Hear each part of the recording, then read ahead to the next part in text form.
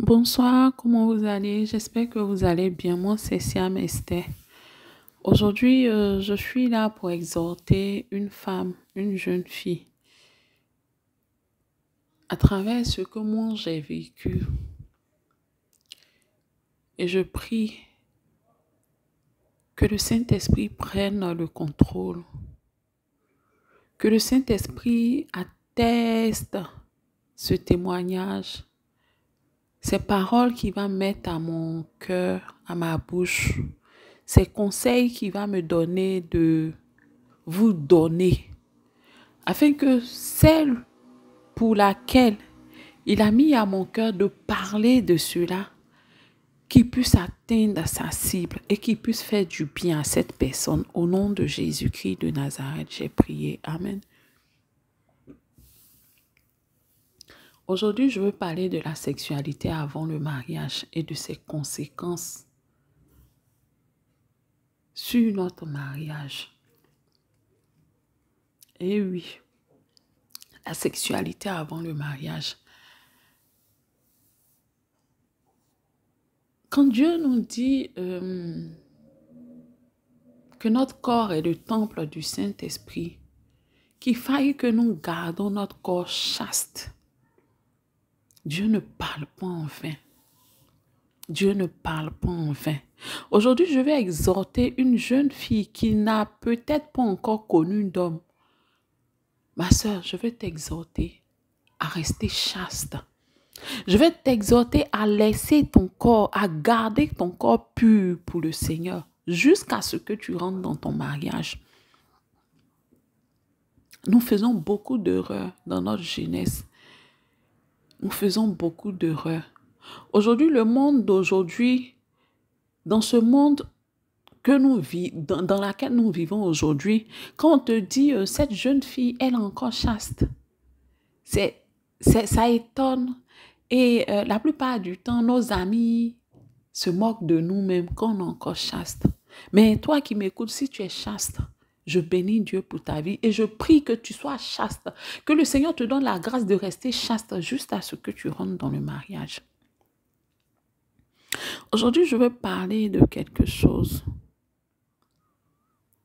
Je vais pas rentrer En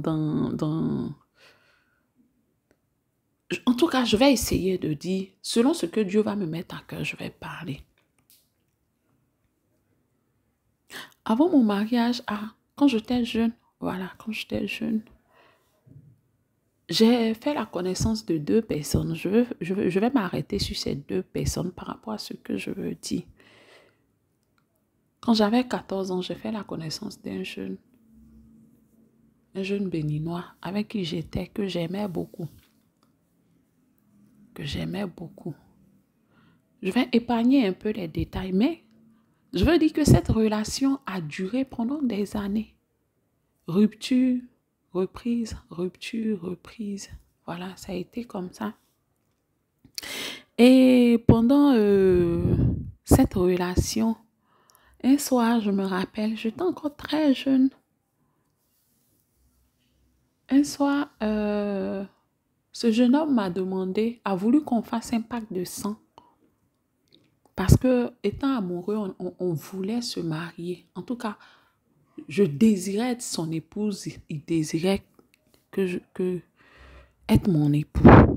Et quand il m'a parlé du pacte de sang, je lui ai dit, j'étais un peu sceptique, je ne voulais pas. Il m'a dit, non, quand c'est comme ça, là, on reste toujours unis. Que c'est la mort seule qui peut nous séparer. Pour finir, j'ai accepté. Il avait déjà une larme en main quand il venait m'en parler, tout et tout. Donc, on a fait le pacte de sang. Je ne vais pas trop rentrer dans les détails. Le jour où Dieu me permet de faire un séminaire où je ne sais pas, je vais mieux expliquer tout ça. Mais, je veux dire à quelqu'un que tout ça m'a suivi dans mon mariage. Nous, les chrétiens catholiques, aujourd'hui, il y a des communautés nouvelles, et je bénis Dieu pour cela, qui suivent un peu les mariés, qui essaient de faire un peu la délivrance avant le mariage. Mais moi, je n'ai pas J'ai pas eu cette grâce-là de faire cette délivrance avant le mariage. Et ma vie était un peu entre ce dernier-là et un autre que j'ai connu. Un autre que j'ai connu après lui qui était un jeune baoulé. Lui qui faisait, comment on appelle ça, ça va être un peu long, hein, mon exhortation. Lui, il faisait du maraboutage. Je peux dire ça comme ça, du maraboutage. Je ne vais pas trop rentrer dans les détails, mais je vais m'arrêter sur ces deux personnes que j'ai connues au cours de ma vie. Le premier, qui est béninois, lui fait le vaudou. Le deuxième fait du maraboutage. Le premier et le deuxième m'ont lutté. Arrivé à un certain moment, j'étais au milieu des deux. C'est-à-dire, je ne suis plus à l'autre, je suis avec l'autre. En même temps, il y a quelque chose qui se passe et puis bon, je retourne dans les bras de l'autre. En même temps, c'était un peu comme ça jusqu'à ce que, arrivé en terminale, ma première année en terminale, j'ai échoué au bac. C'était rien, ça m'a rien dit. Mais ma deuxième année, ma première année, j'étais avec le jeune baoulé. Ma deuxième année, j'étais très brillante. Mais malgré cela, j'ai échoué au bac. Et quand j'ai échoué au bac, le jeune baoulé est venu comme me consoler. Le Béninois en question, il était allé au Bénin. Et je ne sais pas par quel miracle, on n'était plus ensemble, mais on a repris au téléphone. Parce que entre moi et le baoulé, c'était plus ça. Il y avait trop de choses, c'était plus ça. Je vous épargne un peu les détails, mais je vais juste vous dire quelque chose. Arrivé, quand j'ai échoué au bac, le jeune baoulé est venu me consoler et on était dans la voiture. Il essayait de me consoler, tout et tout. Et il m'a dit une chose qui a frappé mon esprit. Il me dit, toi, tu dis que tu es chrétienne et tu es entre deux sorciers. L'un et l'autre ne veulent pas te laisser. Chacun en voit pour lui. Toi aussi, tu dis que tu es chrétienne, tu es au milieu de nous là. Tu pries pas bien. Tu as un pied dedans, un pied dehors.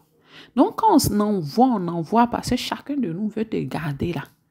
Pour finir là, la conséquence là, c'est que tu échoues au bac et c'est ce qui est arrivé. Et quand il me le disait, il mettait dans l'amusement et puis il disait, il riait juste pour...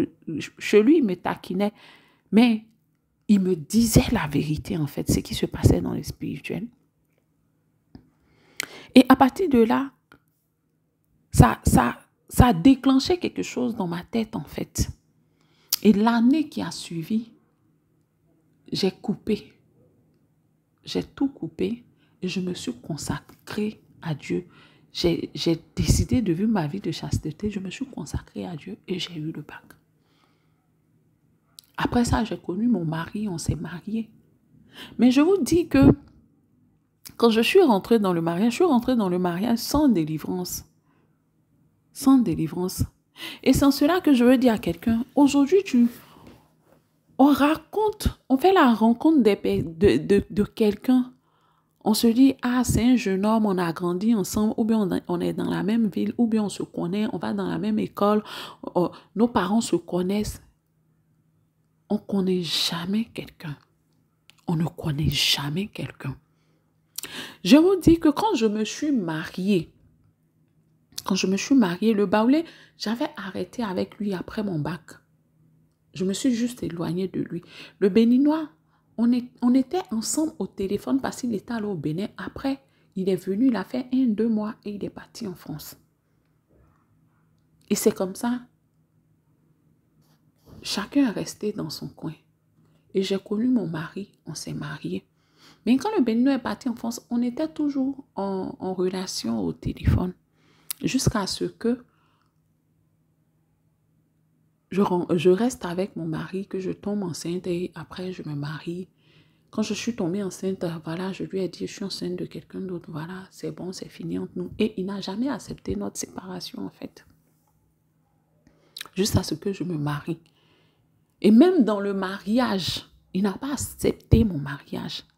Et je vous dis que pendant les 17 années que j'ai vécu avec mon mari, pendant ces 17 années, j'ai toujours fait des songes, ou dans ces songes-là, soit c'est le béninois lui-même, soit c'est son papa qui venait me dire dans le rêve, tu es la femme de mon fils. Ou le béninois lui-même qui venait me dire, tu es ma femme. Ça a été comme ça pendant des années, jusqu'à ce que un jour, j'explique à mon mari, voilà les rêves que je fais. Quand j'expliquais à mon mari, j'ai essayé de prendre un temps de jeûne pour prier. Nous deux, on a jeûné pendant un temps pour prier. Mais ce n'était pas encore ça. On a prié, mais ce n'était pas ça. Parce que déjà, même dans mon couple, il y avait déjà trop de choses. Mais je vous dis que cette histoire que je vous raconte, ça fait plus de 20 ans. Mais imaginez que depuis mes 14 ans, j'ai connu ce jeune-là. Et pendant toutes ces années, depuis que je me suis mariée, il a toujours été dans mon rêve en train de me dire que tu es ma femme. Jusqu'à ce que moi et mon mari, il y ait cette séparation dans laquelle nous sommes. Où j'ai fait un dernier rêve. Où il est venu me jeter, il a jeté sur moi un acte de mariage qui me disait, avec toute la colère qu'il avait, de signer l'acte de mariage parce que je suis sa femme. Et je lui ai dit dans le rêve, je ne signerai pas parce que je ne suis pas ta femme. Je suis mariée à un autre homme.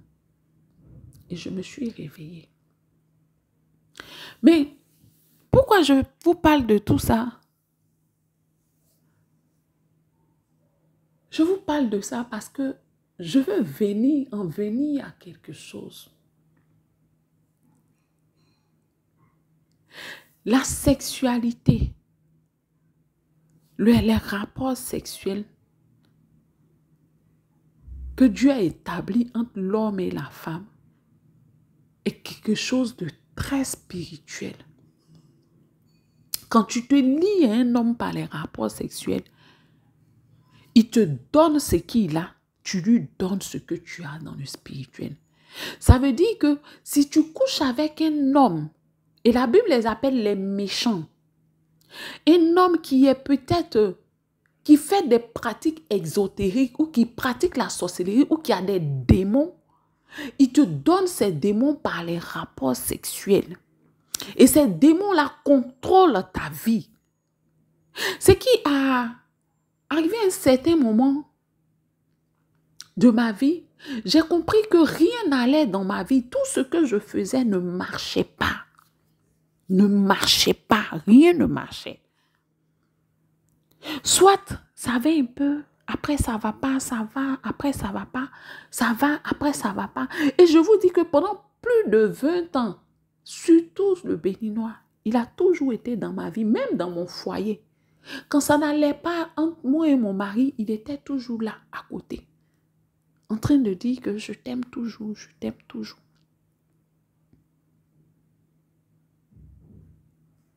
Mais arrivé à un certain moment, il y a eu une histoire. Parce qu'arrivé à un certain moment, on échangeait, mais il m'a parlé de quelque chose qui est venu comme enlever le voile ou enlever le doute sur ce que je soupçonnais. Arrivé à un certain moment, j'ai eu à soupçonner comme s'il puisait dans ma grâce. C'est comme, j'avais comme l'impression que quelqu'un puisait dans mon étoile, quelqu'un puisait ma bénédiction. Et je pensais beaucoup à lui quand je pensais à ça.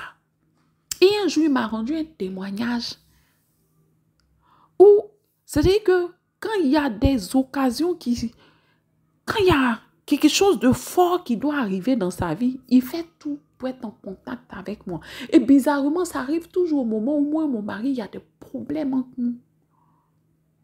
Et quand c'est comme ça, puisqu'il est là en train de me dire, tu sais, tu es belle, je t'aime toujours. Et vu que ça ne va pas entre moi et mon mari, je l'écoute. Et je me laisse attendrir par ses paroles. Mais aujourd'hui, quand je rends ce témoignage, c'est pour te parler à toi, femme, qui est dans ton foyer et qui écoute ton ex qui est en train de te mentir.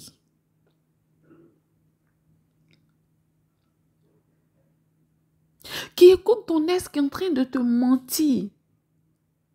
Il ne t'aime pas. Mais il y a quelque chose qui prend chez toi. Il y a quelque chose qui touche dans ta vie. Il y a quelque chose qui prend chez toi.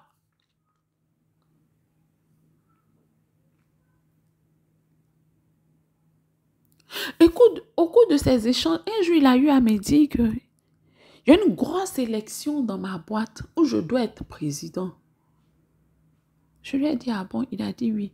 Il dit, mais je sais que quand je suis en contact avec toi, tout ce que je fais réussit. Et ce jour-là, lors de leur élection, il m'a appelé. On a échangé, il m'a dit, parce que je t'ai appelé, c'était un peu chaud, parce que je t'ai appelé, je sais que je vais remporter. Et il a remporté. Ça venait comme confirmer les soupçons que j'avais. Quand c'est arrivé, j'ai dit, ah ok. Donc, ce que le Seigneur est en train de me dire, mettre à mon cœur, c'est la vérité. C'est la vérité. C'est comme ça que je me suis levée dans la prière. Je me suis levée dans la prière. J'ai jeûné, j'ai prié en train de refuser, en train de casser, briser tout lien de sang. Je me rappelle que j'avais à parler de ça à un de mes pères. Un de mes pères qui m'a dit, il était un peu intrigué quand il a entendu parler de sang. Ma fille, c'est compliqué. Quand il a parlé, je lui ai dit, papa, il n'y a rien de compliqué devant Jésus-Christ de Nazareth. S'il a pris la condition humaine, il est descendu. À cause de moi, il est mort, son sang a coulé. Son sang parle plus fort que le lien de pacte de sang dans ma vie. Et je me suis levée dans la prière. Je sentais que ce père même avait peur pour moi. Je lui ai dit, il faut laisser, papa. Il faut laisser, il ne faut pas avoir peur. Je sais que Dieu est avec moi. Et si Dieu a mis à mon cœur de me lever dans la prière par rapport à cela, c'est parce que Dieu veut faire quelque chose dans ma vie. Et j'ai commencé à prier, je vous dis à prier. Quand je suis sortie de ce temps de prière et j'avais coupé tout. Je vous dis que il y a des moments dans la vie d'un être humain où quand le temps de Dieu est arrivé, il y a beaucoup de choses que Dieu t'empêche de faire. Quand mon mari est parti, dans la douleur, dans la colère, je voulais tellement. C'est-à-dire qu'arrivé à un certain moment, je me suis dit, il faut que j'oublie mon mari. Et pour l'oublier, il faut que je laisse quelqu'un rentrer dans ma vie. J'ai failli faire cette erreur, mais c'est la main de Dieu qui m'a retenue. La main de Dieu m'a retenue. Un jour, je vais parler de cela. La main de Dieu m'a retenue. C'est après que j'ai compris et j'ai dit, Seigneur, que la gloire te revienne. Tout le monde autour de moi disait, ah, il est parti, il a refait sa vie, refait ta vie, refait ta vie. Mais il y avait le Saint-Esprit qui me disait au plus profond de mon cœur, c'est pas ce que j'attends de toi. C'est pas ce que j'attends de toi. Quand j'ai fini ce temps de prière, je vous dis que depuis lors jusqu'au jour d'aujourd'hui, je n'ai plus fait de songe sur ce dernier. Je n'ai plus fait de songe sur ce dernier.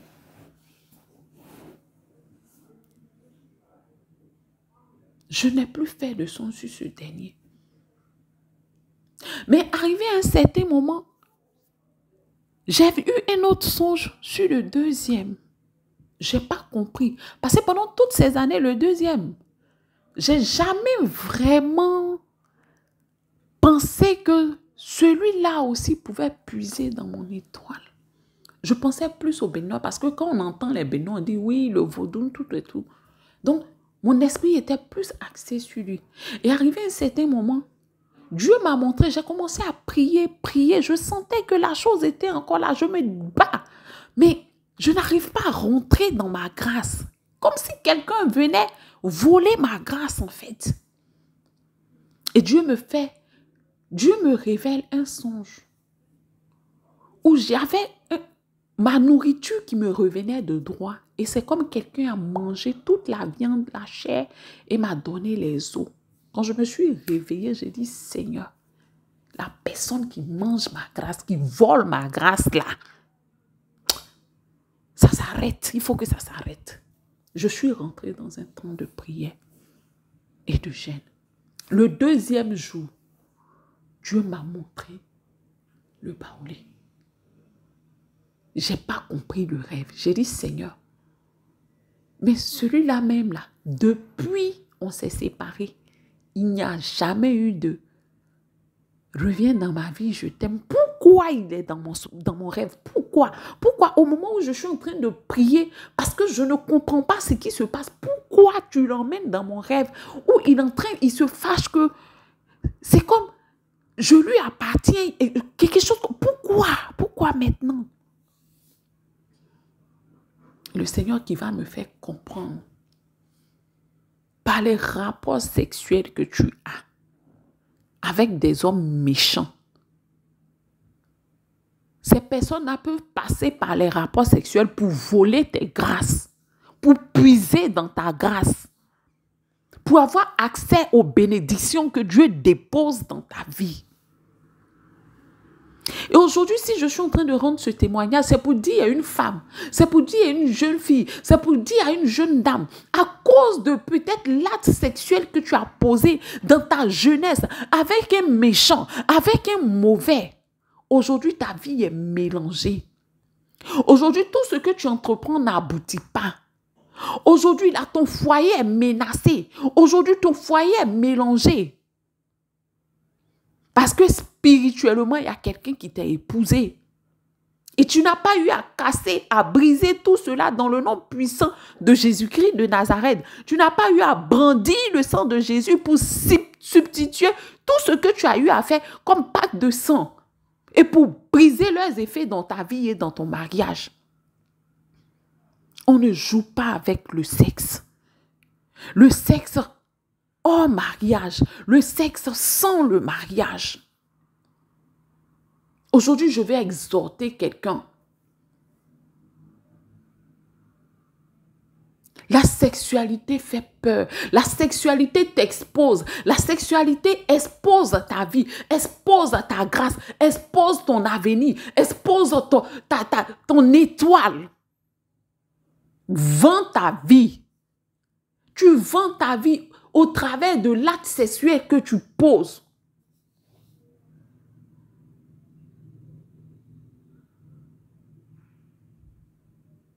Revenons à Dieu. La jeunesse doit revenir à Dieu.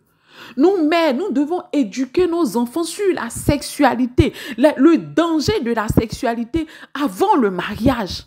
Aujourd'hui, c'est ce qu'il y a de plus normal sur cette terre, que à partir de 13 ans, 14 ans, que l'enfant, l'adolescent puisse donner, vilipender sa virginité. Donner sa virginité, c'est ce qui est normal. Mais je vous dis que ce n'est pas normal devant la face de l'Éternel.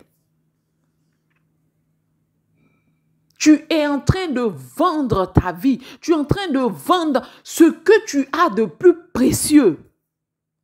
Tu es en train de livrer ton bon trésor à un méchant. Aujourd'hui, les gens font des pactes partout, ils font des adorations partout. Par un simple rapport sexuel de 5 minutes, tu vends ta destinée. Parce que même si celui avec qui tu as posé l'acte sexuel n'est pas un méchant, si lui aussi va poser l'acte sexuel avec une femme, une sorcière, une charlatan, une personne qui adore d'autres dieux ou qui fait je ne sais pas quoi, cette dernière-là peut passer par les rapports sexuels et venir toi puiser dans ta grâce. Parce que c'est un lien. C'est un lien. Vous êtes liés spirituellement. Vous trois, vous êtes liés. Donc cette femme qui est méchante là-bas, qui adore peut-être la sirène, peut passer par l'acte sexuel qu'il a eu avec celui avec qui toi tu as eu à avoir l'acte sexuel, ça fait des années, pour venir puiser dans ta grâce, dans ton étoile. Et après tu te débats dans la vie, rien ne marche pour toi. Tu vis des temps de sécheresse, des temps de désert. Le temps tu vas rentrer à Canaan, Canaan quitte devant toi. Quelqu'un d'autre prend Canaan et toi, tu es toujours en train de souffrir. Et ta vie tourne en rond. Moi, je veux plus mettre l'accent sur cela parce que après cela, ça a des effets négatifs dans le foyer. Moi, je veux plus parler aux femmes au foyer. As-tu pris le temps de prier pour tes relations passées, pour casser les liens, pour casser? Est-ce que même tu as arrêté de causer avec tes ex? Est-ce que tu ne prends pas le temps d'écouter leurs mensonges de « oui, je t'aime toujours ». Quand tu étais avec lui, il n'a pas su t'aimer. C'est maintenant que quelqu'un d'autre t'a épousé, là, que lui sait que tu es la meilleure femme. C'est toi, il aurait dû épouser.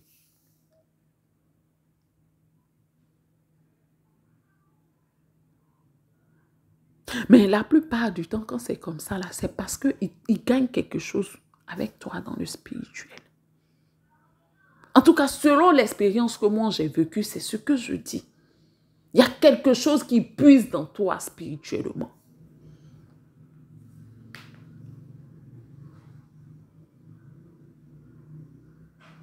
Et tu es là, rien ne va dans ton foyer. Tu penses que c'est seulement parce que tu es rebelle ou c'est forcément parce que ton mari ne t'aime pas ou non. Non. Il y a ce que eux aussi font ou il y a ce que lui aussi fait dans le spirituel pour que cet homme avec qui tu es là, vous ne restez pas ensemble.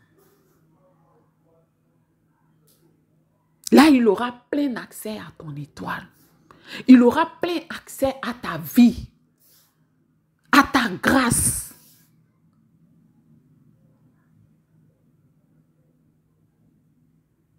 Femme, reviens à ton amour premier. Reviens à ton amour premier. Reviens à Jésus. Donne ta vie véritablement à Jésus. Afin que Jésus puisse nettoyer tout cela dans ta vie. Afin que Jésus puisse te libérer de tout cela. Il faille que tu te lèves dans la prière pour casser tous les liens des rapports passés de ta vie, des relations passées de ta vie, par le sang de Jésus-Christ de Nazareth. La Bible dit qu'il est descendu, il a pris la condition humaine, il allait mourir jusque sur la croix. Il s'est fait malédiction pour que nous soyons bénédictions. La Bible dit que son sang parle plus fort que le sang du juste Abel. Et c'est ce sang qu'il a donné pour nous, pour que nous soyons sauvés, pour que nous soyons libérés de tout lien de sang, de tout pacte de sang, de tout rapport sexuel qui nous condamne aujourd'hui et qui agit négativement dans nos vies, dans nos finances, dans nos entreprises, dans nos foyers, dans nos maisons, qui détruit nos vies, qui détruit nos familles, qui parle contre nous. Pour que jusqu'au père de la personne vienne dans mon songe pour me dire que tu es le fils, tu es la femme de mon fils. C'est que spirituellement, ce que je procure à son fils est beaucoup. Mais femme, je vais t'exhorter aujourd'hui. Je veux que le Saint-Esprit parle à ton cœur. Afin que là où tu as eu à poser un acte, comme j'ai eu à le faire dans le passé, par naïveté, malgré que le Saint-Esprit parlait à mon cœur, malgré que je savais que pour poser ce acte de pacte de sang, de lien de sang, n'était pas bien, au plus profond de moi, je savais que je ne devais pas faire. Mais par amour, et quel amour! Et quel amour! Un amour qui ne vient pas de Dieu. Un amour qui ne vient pas de Dieu. Dieu sait pourquoi il nous dit reste chaste jusqu'au mariage. Parce que Dieu connaît le bon trésor qu'il a déposé en toi pour ton époux. Mais donner ta vie, être en train de coucher ici et là, tu gaspilles ta vie, tu gaspilles ta grâce, tu gaspilles ta bénédiction et tu gaspilles la bénédiction de ton mari. Parce que chaque femme porte en elle un trésor pour l'homme de qui Dieu l'a tiré. Mais si déjà tu as donné plein accès à ce trésor, à quelqu'un d'autre, Mais comment tu vas être avec ton mari et ce que vous allez faire va prospérer? Puisque quelqu'un d'autre puise dans cette grâce-là. Comment vous n'allez pas connaître des difficultés financières? Comment vos projets ne vont pas tomber à l'eau? Puisque le bon trésor que Dieu a déposé en toi pour ton époux, tu l'as dilapidé. Et tu as donné plein accès à des personnes, à des méchants, pour venir toujours puiser dans cette grâce. Et au moment où toi et ton mari, vous passez par des moments difficiles, au moment où Dieu va bénir, au moment où Dieu va vous amener à une autre dimension, mais ce méchant vient et il prend cette grâce et il s'en va s'enrichir, lui et sa famille. Et vous restez dans la disette, dans la faim, dans la pauvreté. Et ton foyer est mélangé. Et ton foyer, tu souffres. Ton mari souffre. Tes enfants souffrent à cause de l'erreur de jeunesse. Femme, je veux t'exhorter aujourd'hui.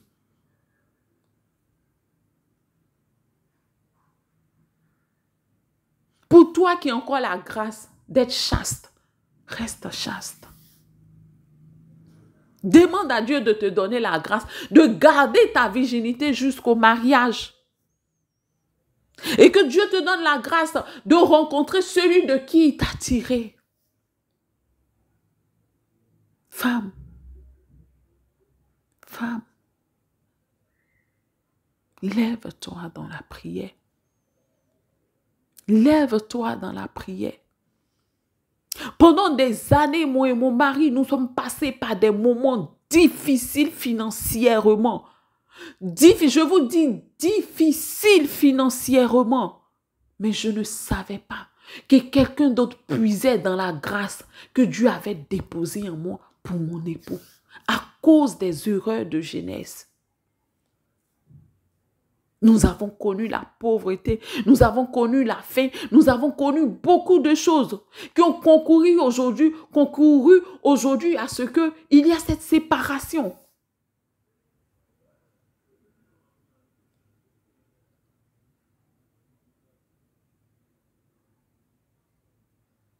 Mais Dieu est le Dieu fidèle. Mais Jésus-Christ a pris la condition humaine et il est venu sur cette terre. À cause de nous pécheresses, à cause de moi, il est venu me racheter. Il est venu pour racheter mon histoire. Il est venu pour racheter ton histoire. Abandonne-toi à lui. Abandonne-toi à Jésus. Appelle Jésus dans ton histoire. Appelle Jésus dans ce que tu vis. Si cette exhortation, si ce témoignage-là parle à ton cœur, crie à Jésus. Car il est la solution. Il est la solution. Sur ce, je m'arrête là. Et je veux que tu gardes cela. Ce que tu vis, Jésus-Christ de Nazareth est la solution. C'était Siam Esther. J'ai été long. J'ai beaucoup parlé. Je prie que Dieu soit avec vous et que toute la gloire lui revienne. Amen.